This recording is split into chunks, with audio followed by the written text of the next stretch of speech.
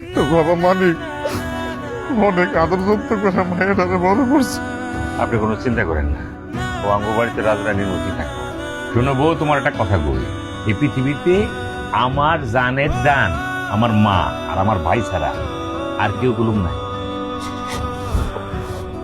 তাই রে আমার ভাই, তুই আসিস বলে খুব নিশ্চিন্তে গেলাম।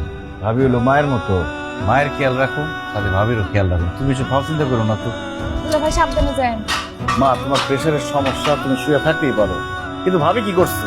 ভাবি রান্না বান্না করতে পারতো না? আয়সা দেখি সে মোবাইল টিপতেছে। আমি কি এই বাড়ির বান্দি যে যখন যা হুকুম করবা সেই কাম আমার করণ লাগবো? ভাবি, এই বাড়িতে কেউ তোমার কাজের বেটি মনে করে না। শোনো আলমগীর, তোমার যে শার্ট প্যান্ট এ সব কিছু কিন্তু আমার স্বামীর টাকায় কেনা। আমি আপনার স্বামীরটা খাই না পড়ি না, আমি আমার ভাইয়েরটা খাই পড়ি। আপনার মতো একটা মানুষ যদি ঘরে থাকে না কারো, তাহলে আর শত্রুর প্রয়োজন হয় না। সংসারে আগুন লাগানোর জন্য আপনার মতো একজন মানুষই যথেষ্ট।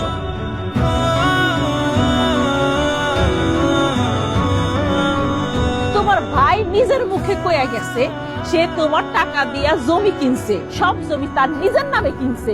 এখনো বাইরে বিশ্বাস করতেছো? এই নাও, সব সম্পত্তির দলিল এখানে আছে।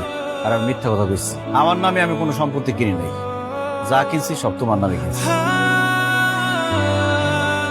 মা, চলো, যেই বাড়িতে দুই ভাই একসাথে থাকতে পারবো না সেই বাড়িতে আমরা থাকুন না।